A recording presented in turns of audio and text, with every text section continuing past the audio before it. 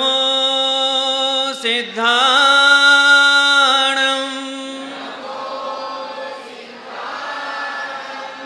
नमो आयर्याणं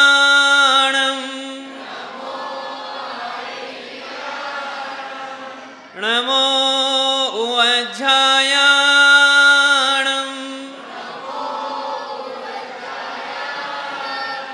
नमो लोये संवसाहूणं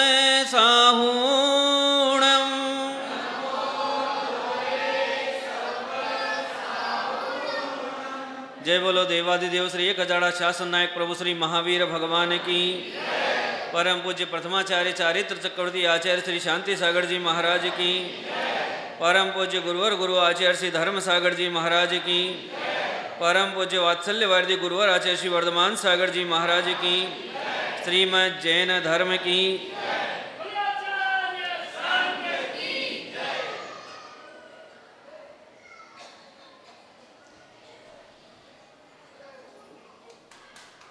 अरि मित्र महल मसान कंचन कांच निंदन थुतिकरण अर्घावतारण असि प्रहारण में सदा समता धरण। दौलत राम जी उन्होंने मुनियों के दर्शन नहीं किए।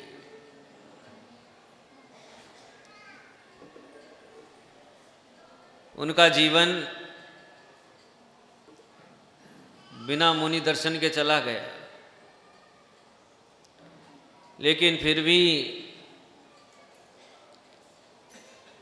अच्छा सोचो कि आपके जीवन में यदि गुरु नहीं होते तो आपका जीवन कैसा होता। विचार करो जरा कि आपके जीवन की डोर में से गुरु निकल जाएं तो आपका जीवन कैसा हो। दौलत राम जी की जीवन की डोर में गुरु नहीं थे। उन्होंने देव को गुरु बनाया और उनके मुख से निकली हुई सरस्वती को पढ़ करके जब आंख बंद करके बैठते तो गुरु का रूप नजर आता था कि ऐसे गुरु होते हैं। कैसे होते हैं? अरि मित्र महल मसान कंचन। अरि यानी शत्रुओं में और मित्र में, महल में और शमशान में, सोने में, ये वाला सोना नहीं, ये जो गले में पड़ा है वो, और कांच में, प्रशंसा करने वाले में और निंदा करने वाले में। कोई गुणगान कर रहा है उसमें और कोई तलवार लेके मारने के लिए आ रहा है उसमें। इन सब में जो समता का भाव रखते हैं। माता जी कुछ बोल रहे हैं, क्या बोल रहे हैं जरा बताओ तो। ये पीछे वाले, हाँ क्या बोल रहे हैं आप जरा बताओ। नहीं बोल रहे? अच्छा, चाहे गुणगान करने वाला हो, चाहे निंदा करने वाला हो, मारने वाला हो कि रक्षा करने वाला हो, पूजा करने वाला हो कि निंदा करने वाला हो, सबके प्रति जो समता का भाव रखते हैं, ऐसे गुरुजन होते हैं, ऐसे मुनिजन होते हैं। ये वो काल था जिस काल में मुनि देखे नहीं जाते थे, आंखें तरस जाती थी। कितने ही बड़े बड़े विद्वान शास्त्रों के पन्नों में लिखकर चले गए कि हमारा जीवन बिना मुनि दर्शन के व्यर्थ हो गया। कितने ही विद्वान ऐसे थे जो घर का ताला लगा करके अंदर वस्त्र उतार करके घूमते थे और एक दूसरे से पूछते थे क्या मुनि ऐसे ही होते हैं? वो युग था। उस युग में और आज के युग में रात दिन का अंतर है। आज आपको चलते फिरते तीर्थ स्वरूप ये मुनिजन यत्र तत्र सर्वत्र दिखाई देते हैं। उस काल में आप लोग तो थे, लेकिन आपको दिशा प्रदान करने वाले पथ दृष्टा ये साधु जन नहीं थे। उस काल में चारित्र चक्रवर्ती आचार्य शांति सागर जी जैसे महापुरुष उत्पन्न हुए। जिस समय इन्होंने दीक्षा ली उस समय की तस्वीर इतनी धुंधली है कि उसमें आज के व्यक्ति को चेहरा नहीं दिखता है। यदि उस समय के काल की ओर दृष्टि डाली जाए, जिनकी आप पूजा करते हैं, भगवान मानते हैं, ये मुनिजन जब मंदिर से निकलते थे तो आपके पूर्वज उनको 2 मीटर कपड़ा दिया करते थे कि महाराज जी इसको लपेट लो। जब 2 मीटर कपड़ा देते होंगे तब उनकी क्या हालत होती होगी। उनके दिल के टुकड़े टुकड़े हो जाते होंगे। जिसके बारी आती थी वस्त्र देने की, वह रात भर सोता नहीं था। उसको इतना दुख होता था कि मैंने इस खोटे काल में जन्म क्यों ले लिया कि मुझे इन बालक स्वरूप मुनिराज को वस्त्र देना पड़ रहा है। जो सर्व प्रकार के परिग्रह के त्यागी हैं, जिनका नग्नत्व मूल गुण है, ऐसे मुनियों को मुझे वस्त्र देना पड़ रहा है। खुशी से नहीं देते थे। रोते रोते मुंह छुपा करके एक हाथ आगे करते थे। आप सौभाग्यशाली हैं। ये कृपा है तो आचार्य शांति सागर जी की। ये महान पुण्य आत्मा थे। योगी राज तो इनसे पहले भी बहुत हुए। एक सिद्धप्पा स्वामी नाम के योगी थे, जिनकी चर्चा आल बाल गोपाल सब जानते हैं। लेकिन उनके पास वह पुण्य नहीं था जिस पुण्य से नग्न विहार की बेड़ियां तोड़ दी जाए। जब इन मुनिराज शांति सागर जी ने यरनाल में दीक्षा ली, तब इनकी चर्या को देख करके देवेंद्र कीर्ति महाराज को कहना पड़ा कि आप पृथक विहार कीजिए, पृथक विहार कीजिए। और उन्होंने गुरु के चरण में सर रखकर प्रतिज्ञा की कि हे गुरुदेव, आपके मन का भाव मैंने पढ़ लिया है, मैं उस भाव को जरूर पूर्ण करूंगा। ये वही काल था जिस काल में एक कदम चलने से पहले 1000 बार सोचा जाता था कि इस मंदिर की देहली से पैर नीचे रखा और मुझे कोई बंधु डांटने वाला आने वाला है, कोई वस्त्र देने आने वाला है, कोई उपसर्ग करने आने वाला है। इतना भय भीतर समाया रहता था। उस समय निशंक होकर के आचार्य शांति सागर जी महाराज ने अपने कदम बढ़ा दिए। और इस पुण्यात्मा का पुण्य देखो, इन्होंने जिस धरती पर पैर रखा वो धरती इनका अभिनंदन करती है। उस धरती का जो मालिक है वो इनके चरण की वंदना करने के लिए खुद आगे आता है।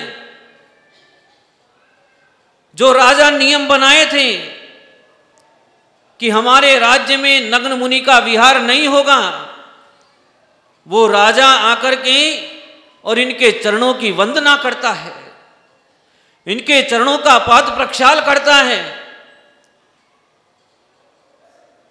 तो सब मंत्रियों में कोलाहल हो जाता है कि राजन, आपने अपने बनाए हुए नियमों का उल्लंघन कर दिया। पिछले 700 वर्ष का इतिहास है कि आपके पूर्वजों में से किसी ने भी अपनी इस कानून का उल्लंघन नहीं किया है। आपने तो कानून तोड़ दिया है। तब वो राजा क्या कहते हैं, मंत्रीवर सुनिए, ये जो कानून बना है ये आम लोगों के लिए कानून है, भगवान के लिए कानून नहीं बना है। ये मुनिराज तो भगवान है और भगवान के लिए कोई कानून का निर्माण नहीं होता है, इसलिए मैंने जाकर के इनकी पदवंदना की है। ये वचन हैदराबाद के निजाम राजा के हैं। जब अलवर की धरती पर आचार्य शांति सागर जी महाराज जी के चरण पड़े तो उससे पहले वहां के जैन समुदाय महाराज जी के चरणों में वंदना करने के लिए आया। उन्होंने आचार्य श्री के चरणों की वंदना की और चरण वंदना के बाद संघपति जी से एक बैठक की, एक मीटिंग की और उनको कहा कि संघपति जी, हमारे इस नगर में, इस राज्य में नग्न मुनि के प्रवेश पर प्रतिबंध है। आपको पहले एक पत्र लिख करके राजा के पास भेजना होगा। यदि वो आज्ञा दे देते हैं उसके बाद ही महाराज का प्रवेश हो, उसके बाद ही महाराज का प्रवेश हो। जैन समाज दो टूक शब्द में संघपति जी को कह गई। संघपति जी ने कहा, आप चिंता न करें, इन गुरुदेव का पुण्य इतना विशाल है कि सब काम अपने आप हो जाएगा, आपको चिंता करने की आवश्यकता नहीं है। समुदाय चला गया। पीछे से संघपति जी ने एक पत्र का निर्माण किया। उस पत्र पे विनती की गई कि धरती के देवता आचार्य शांति सागर जी महाराज आपके नगर से, राज्य से प्रवेश होकर के जयपुर की ओर विहार करेंगे। इनके साथ इतने मुनि, इतनी आरिका, इतना बड़ा समुदाय है। ये पत्र लिख करके तैयार हो गया। उस पत्र पर संघपति जी के और साथ में रहने वाले लोगों के सिग्नेचर हो गए और उसी समय आचार्य शांति सागर जी महाराज जी को इसकी भनक पड़ गई।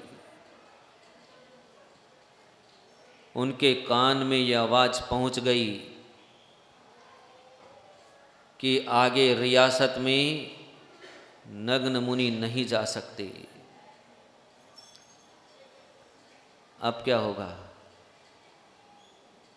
आचार्य श्री ने फरमान जारी किया, आदेश जारी किया कि ये मेरा आदेश है कि एक भी बच्चा राजा के पास निवेदन करने के लिए नहीं जाएगा, न किसी अधिकारी से मिलेगा। ये धर्म अनादि निधन धर्म है। ये मुझे इसलिए मालूम है कि जो पत्र तैयार किया गया था वो पत्र अभी जब आचार्य श्री 2013-14 में दिल्ली गए थे, उस समय अलवर में ये पत्र हमको देखने को मिला था। उस पत्र को देखने के बाद ये बात मालूम पड़ी कि पत्र तो बना लेकिन दिया नहीं गया। कारण था अवरोध, और अवरोध क्या था? आज्ञा थी आचार्य श्री की कि कोई भी किसी अधिकारी से नहीं मिलेगा। सारे के सारे लोग आचार्य श्री का आदेश सुनकर के चुप हो गए। उस पत्र को बंद करके डाल दिया गया और कोई भी किसी अधिकारी से नहीं मिला। और इसका प्रभाव यह हुआ कि जब अलवर राज्य की सीमा में आचार्य श्री के कदम पड़ने वाले थे,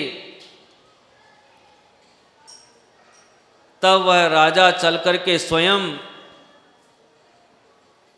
अपने पूरे वैभव के साथ इन मुनिराज की आगवानी के लिए आया।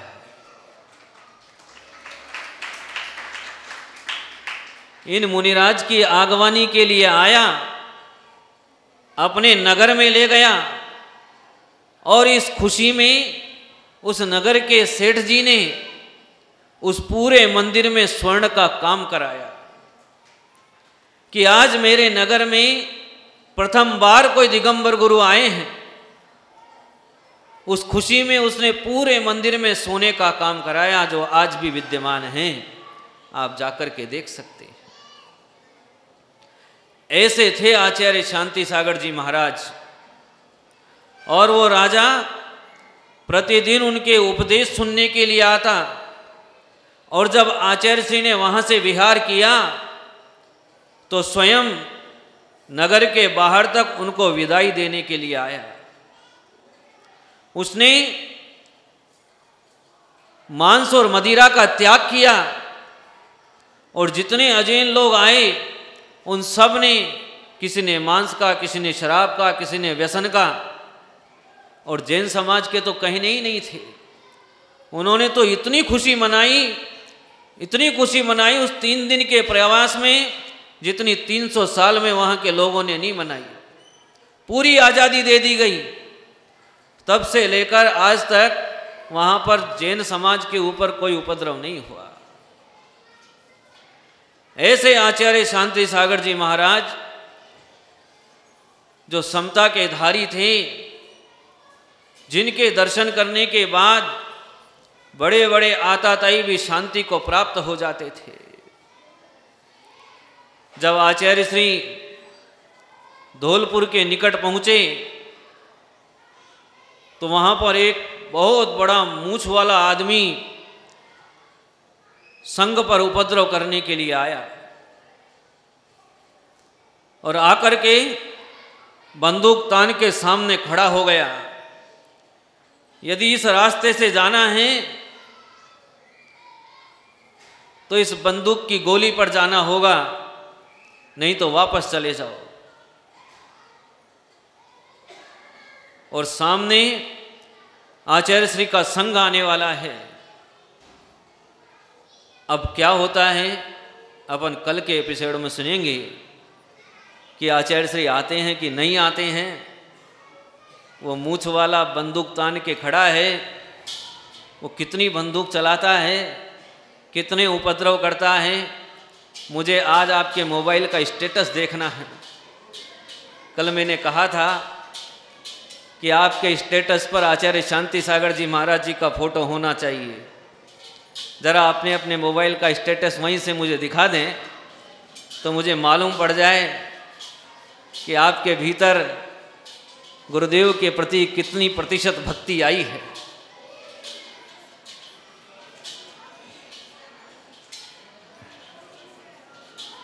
हाँ,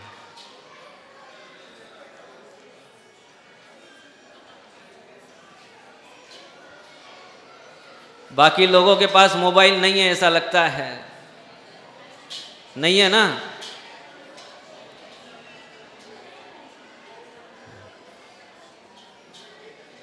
ये कुर्सी वालों के पास तो है ही नहीं, ये तो बिल्कुल नहीं दिखाते हैं। दोनों तरफ कुर्सी वाले ऐसे ही बैठे हैं। बहुत बढ़िया। जिन्होंने लगा लिया उनको आज डबल आशीर्वाद, और जिन्होंने नहीं लगाया उनको कल लगाने के बाद आशीर्वाद। ठीक है ना।